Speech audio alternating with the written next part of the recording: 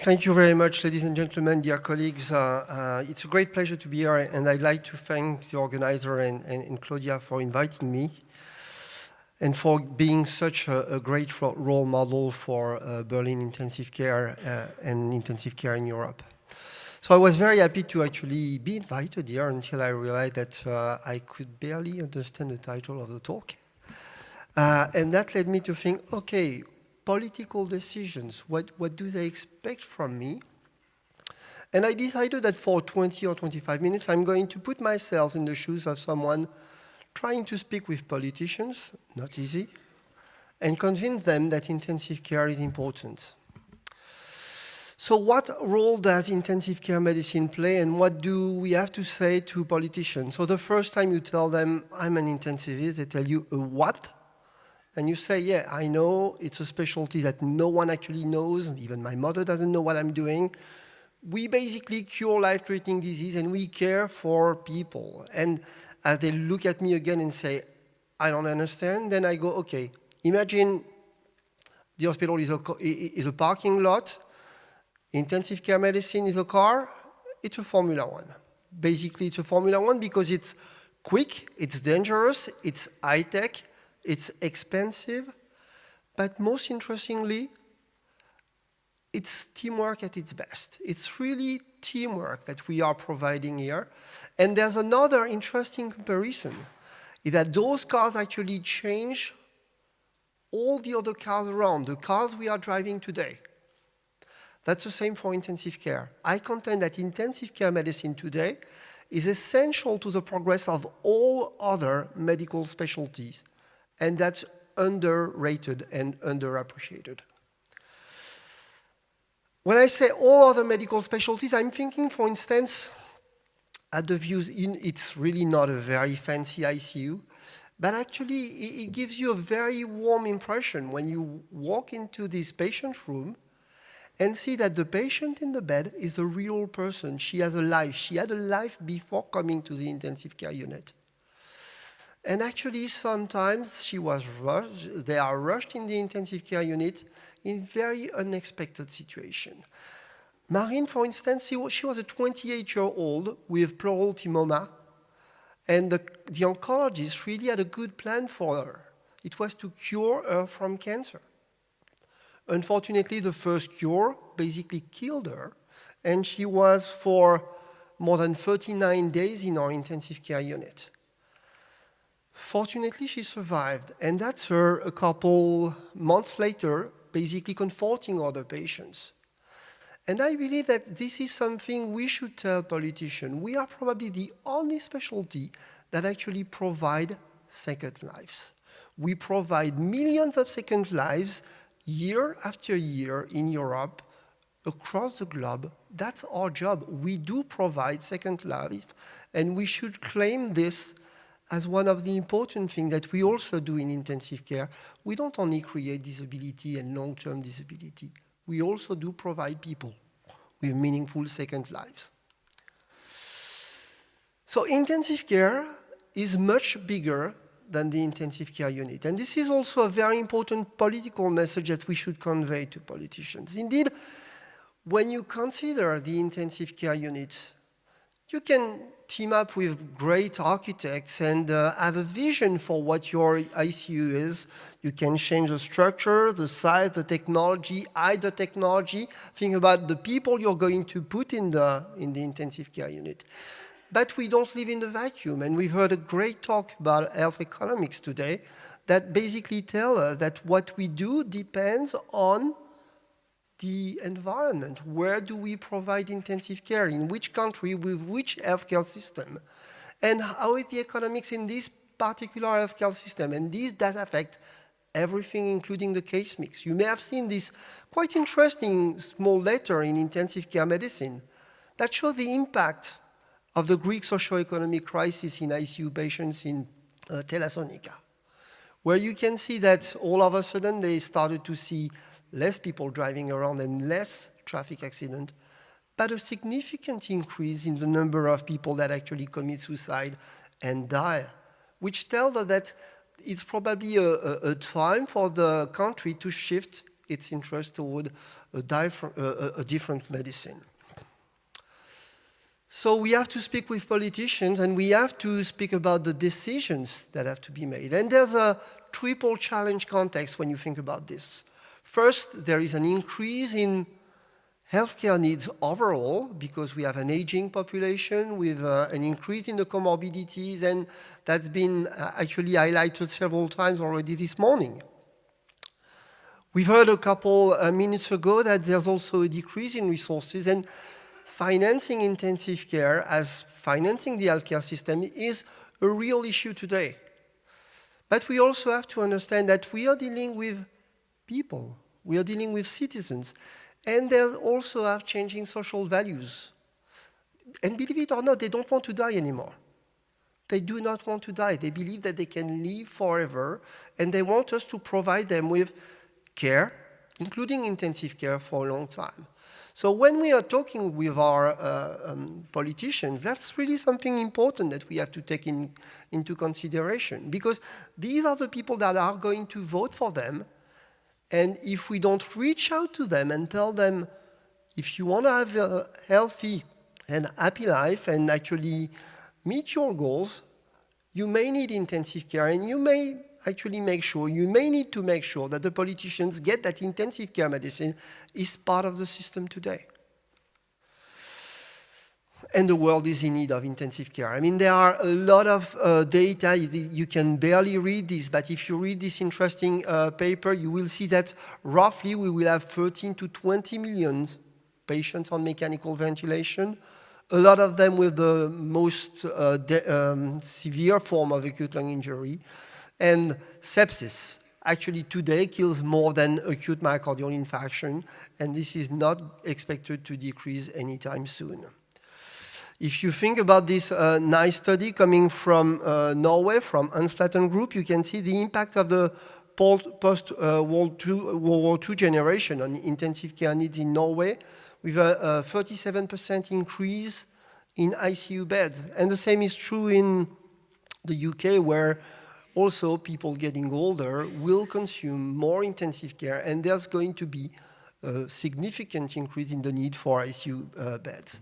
And that's not even to mention the fact that the world is a different world today, and that we may have to provide care for people, for patients that we did not expect to have in our intensive care units today, also with some significant economic constraints. So a lot of decisions need to be made, and a lot of them are actually political decisions. The number of ICU beds, the ICU staffing models, training programs, the cost and reimbursement models, admission policies, and so on. These are basically influenced by political decisions. And that's something we need to actually get into our mind, and we need to reach out to our politicians and explain to them what are the stakes today. Think about how many ICU beds you have. I mean, you probably have seen this study coming from the ESICM showing the number of ICU beds in Europe. I mean, that's not the first time we see this type of data, but this is really impressive. I mean, the heterogeneity is really impressive, and you don't really understand what's driving the relationship between ICU bed and acute care beds, and what's driving this type of differences. I mean, when I look at the people in the room, you all look actually great and very healthy, and I'm happy about that. So why do you need that many intensive care beds in Germany as compared to the number of ICU beds we have in France and so on? I mean, that's, I'm not saying it's good or bad. I'm saying that we need to rack our brain and think about what's driving these differences. And the same is true when we are looking at the relationship between ICU bed and healthcare expenditure, where also you see a lot of differences. And that's important to understand because it has some important implications on the allocation of these ICU beds, depending upon the fact that you are in ICU bed constraints or not. You may actually fail to get exactly the ideal, if we could define what would be an ideal ICU target patient population, depending upon your resources that are available. It's not only about having beds, it's not only about having technology, it's really about having ICU teams, team that will use this technology consistently and will make sure that indeed you can provide and deliver safely intensive care everywhere. It's not only resources and technology, it's care processes, and it's also getting patients and families at the center of our agenda. We talked about ICU teams. We can increase the number of ICU beds, I would say, quite easily. The question is, can we actually get the people that will care for these people? And that's really more of a problem. I mean, I love this very old study now where you could see that, you know, in the Formula One, sometimes there's even no driver. That was old data coming from the United States, and this has changed basically because of a lot of studies showing that if you have high intensity staffing, you tend to actually reduce hospital mortality. We don't really know about nighttime staffing, although if I'm asking you, do you want an ICU physician close to your bed at night, you probably will tell me yes. But overall, there are more and more data showing that if we put intensivists in the unit, it does make a difference, and that's reassuring. What is less reassuring is that if you look at these data, again getting old, but it has not been actually, we haven't seen a great improvement in this. We can forecast that we may be lacking intensive care physician and ICU well-trained personnel within the next decade or so. And I can tell you that this is already happening in France, in Germany, in the UK, everywhere in Europe. We see a need for ICU personnel, ICU-trained personnel. My good friend Jeremy Kahn and Gordon Rubenfeld wrote this very nice editorial saying that maybe we could come up with other alternatives such as telemedicine, or actually change the task of the ICU physician and replace them by non-physician providers. This may actually solve some of the problems, probably not all the problems that we may see and that we may have to discuss with politicians. And I can tell you that today this is really very hot. Discussing the number of ICU residents is a topic of battle right now in France, as we are discussing with the government, but also with some other specialists. Who does practice intensive care in Europe? Everyone. And we believe that's really good. We are really very, very happy to have a multidisciplinary model where people come from very different backgrounds, because that's actually helped us to build a specialty which is a multidisciplinary specialty and where we can see the problem for what they are and not see only the cardiology problem of a patient with sepsis. We believe that it's important. We believe that it's important to focus on competencies, and that actually drove us to rethink the way we see our specialty. And one of the great achievements that I've seen over the past few years is together with Kai Zakharowski, who is chairing the Multidisciplinary Joint Committee on Intensive Care Medicine, being able to complete this EU common training framework that was unanimously approved by the EUMS a couple years ago, and that will help us actually put the right physician at the bedside.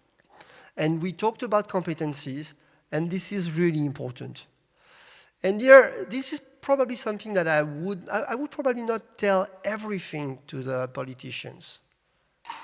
In the next 2 or 3 minutes, I'll cover some of the things where I think we need to rack our brains. So I'll tell you what I say to the politician, what I won't say to the politician. What we have to think is that we have to do a better job. If you think about something as simple as post-intensive care, post-operative ICU outcomes, you may have seen this study a long time ago in the UK, where people were writing in the lay press, we are killing patients because we are lacking ICU beds. And indeed, they realize that they need to put the high-risk patients in places where you can provide monitoring and treatments. Nothing really sophisticated, but some technology and a lot of highly trained people to care for these patients.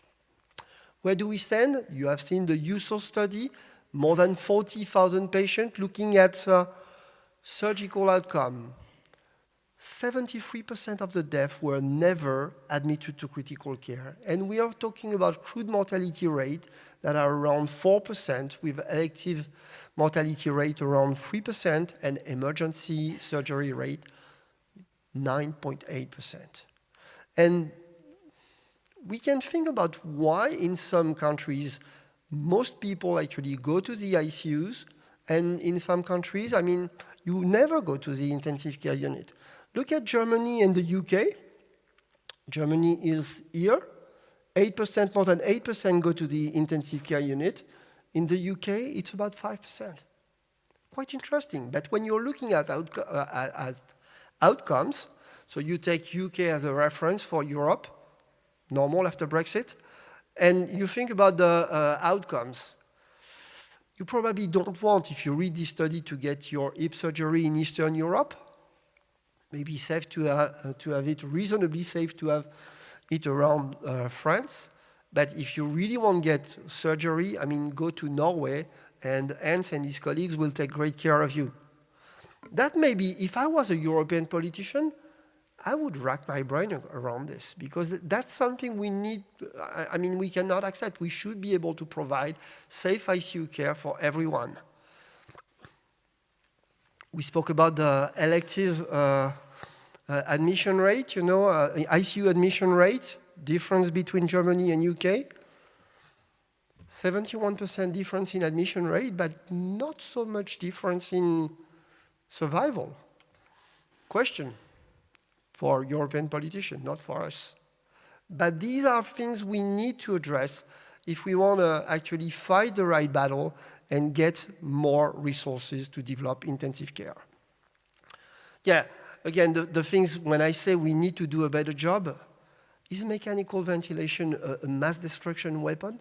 I mean, it's been like 16 years now since we've shown that when you actually reduce tidal volume, so that doesn't work anymore, that's okay, that's going to be complicated. You reduce mortality when you reduce tidal volume. It's been 16 years, if someone can help me with this. Stuck. Ah, yeah, great. So, and 16 years after, we still have like 35% of the patients that are ventilated with more than 8 ml per kilogram, and that creates a difference in mortality. Sepsis, we have the Surviving Sepsis campaign that shows that 25% reduction in mortality. It's still associated with increased survival when you actually follow the bundle. When you actually discuss with people in the media, they tell you, oh, that's a great success story, why don't you tell it? Because the next thing you have to tell them is, oh yeah, now we are giving antibiotics to patients. They kind of believe we were doing it already. So my conclusion, ICU care is probably more dangerous than Formula One. I mean, that's probably something, and I actually loved your analogy about the finish line this morning. It fits very well with the Formula One analogy.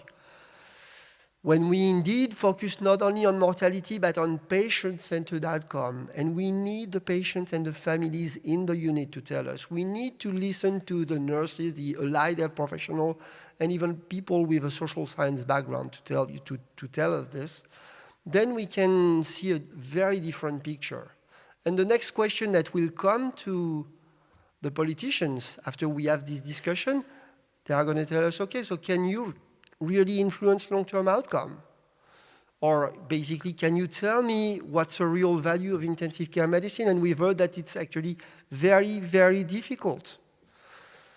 Indeed, when you look at this type of data, and Anna Wunsch showed you this study this morning, you realize that indeed, after being in the intensive care unit, you're going to have reduced mortality as compared to people that don't go to the intensive care but are in the hospital and to the general population. And that's logical because we are able to see more and more studies telling us that you have increased risk of cardiovascular events, you have increased risk of even dementia and neurocognitive dysfunction after you have been in the intensive care for sepsis. But there's another way of looking at this. Indeed, if you look at what's happening for the younger patients, and some of them are much younger than 70, some of them are actually working, you can see that indeed you have an increase in the money you're spending 5 years after being in the intensive care unit. But it's not true if you're looking at the elderly people. I mean, they are costing a society a lot of money, and that's not really influenced by the fact that they get into the intensive care or not. And unfortunately, we know that a lot of these patients, when they are discharged from the intensive care unit, they may actually end up with very poor outcome, and we are going to see increased hospital mortality, increased 3 months, 6 months, and 1 year mortality, which is really interesting because when we want to test new drugs, and when we focus on 1 year survival, with no limit in the inclusion criteria and no age limit on the inclusion criteria, we are basically shooting ourselves in the foot, and probably we failed to actually show that some of the drugs could be actually helpful for patient-centered outcome. Only 6% of our studies have patient-centered outcome and not only mortality outcome, and I think that this is really something we need to take into consideration. 5-year mortality, again, Anna has showed you this data. I mean, what you see is the effect of comorbidities. The people that actually have no comorbidity, that are young, that get in the intensive care unit, have a significant increase in the money that we are going to spend to care for them in the next 5 years. But as soon as they have one or several comorbidities, and we know where these comorbidities are coming from, politicians probably have an influence on that, there's no difference. That's not ICU that is costly. That's disease that is costly. And that's a huge difference. And I actually love the title of your editorial, Anna. Indeed, long-term outcome after critical illness, the best predictor of the future is often in the past and actually lies in the patient's functional status. Great paper last month in intensive care medicine, in the functional status before you actually get into the intensive care unit. Last question to the politician: should we avoid intensive care then? And the translation, the politician want actually to tell us, should we pay for what you do or for what you avoid doing? That's a real question. Again, coming back to Anna's work, depending upon the amount of bed you have, you may run the risk of overdoing it. And sometimes providing ICU care when you don't need it. Compare US and the UK, the USUC study, you do not admit the same patient. You do not admit the same patient if you have a lot of ICU beds as in the US, or if you do not have a lot of ICU beds. There's a huge difference in the proportion of patients on mechanical ventilation. And that's different from one diagnosis to the next. Obviously, if you have cardiac arrest, you go to the ICU in both countries. But if you have pulmonary embolism, the influence, your likelihood of getting in the ICU may be different. And if you have seizures, you may actually get in the ICU, but you may not actually get in the ICU in the same condition. And the ICU discharge pattern is going to be very different also. That has been important data, and you really need to take this into account when you think about the patient you admit in the ICU, because we know that sometimes intensive care medicine can hurt. Do we get the right patients? If they have diabetic ketoacidosis, pulmonary embolism, upper GI bleeding, congestive heart failure, in this study it's very hard to see a significant difference in survival based on the proportion of patients that are admitted in the ICU. And the main conclusion of this paper is that there's something else that was driving the utilization of ICU beds in these hospitals, and we need to understand this because this doesn't seem to be really related to the patient condition. On the other hand, if you have pneumonia, you may actually be better off being treated in the ICU even when you're old. That's one of the main conclusions of this paper that shows that you actually have a 5.7% reduction in mortality when you are an elderly person hospitalized in the intensive care unit with pneumonia. And I think that this is really, again, something we have to convey. It's not as easy as to say, oh, the old patient that should not make it to the intensive care unit, where the young one should make it. And you could go on and on with comorbidities such as cancer and so on. We need, again, to think that what we are doing is to care for these patients. It's all a matter of serving our community. And I think that there are times, unfortunately, where the politicians, they are very happy to have ICU beds. And they would not question the value of ICU bed in these sad conditions. And we see this repeatedly, or when we are discussing about pandemics. That's when they remember that intensive care does exist. We need to remind them that intensive care is about the people that are ready to actually get up and go and help even when they are not paid, but most importantly that it's about people, that it's really about people, and the people know nothing about intensive care. That's really something we need to change. We need to change the public image of intensive care so that they don't think only about how people, celebrity have been in the intensive care unit, but we speak about their brains and not about the fact that they have ICU care team. We need to actually communicate with families, and this is really something we fail to do because it's an unprepared and shocked audience. It's a very scary environment. I'm happy you're changing this. It's very difficult to explain simply very complex situation. We are busy and we are closing our units, and this is really something where we need to change. We need to open our units. I mean, there's no reason for our colleagues in Scandinavian countries to be able to have 70% of their units with 24/7 access to families and 7% in France. That can change. That can change, even though we have to admit that it's difficult when your ICU looks like this and when you're working in the south of Europe to actually welcome a family with 10 family members in such an ICU.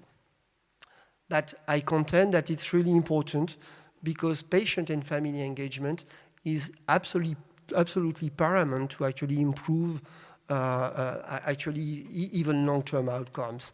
And it's also paramount if we want people to think about intensive care and not only to speak about intensive care when we think about flu or pneumonia or nosocomial pneumonia, always in a very defensive ways.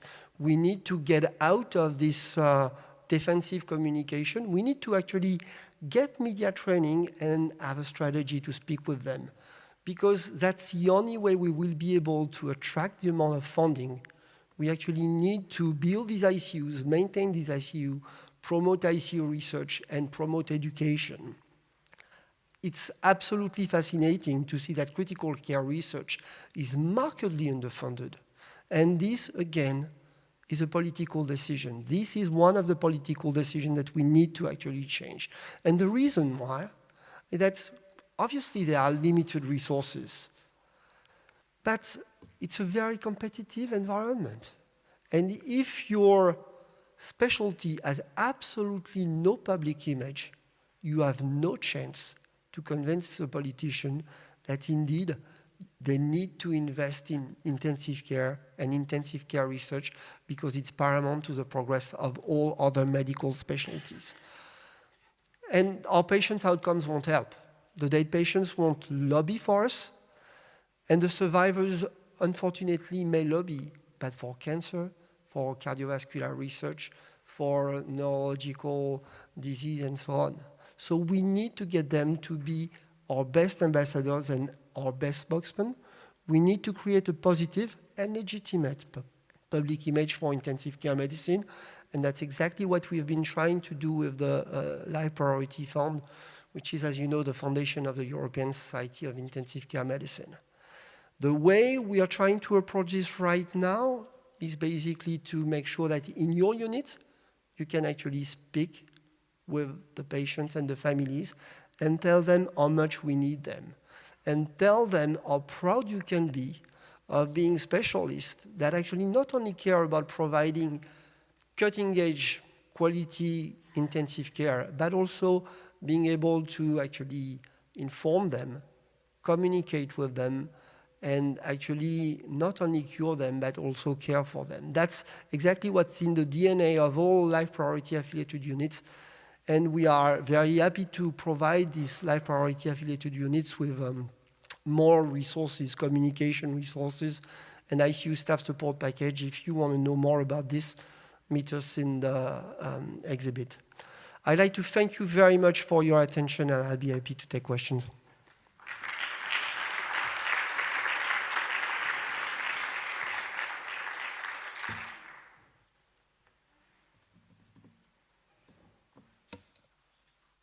Thanks so much for this enthusiastic talk. And I think it's very important what you've said, that we really have more awareness in this area and get better research.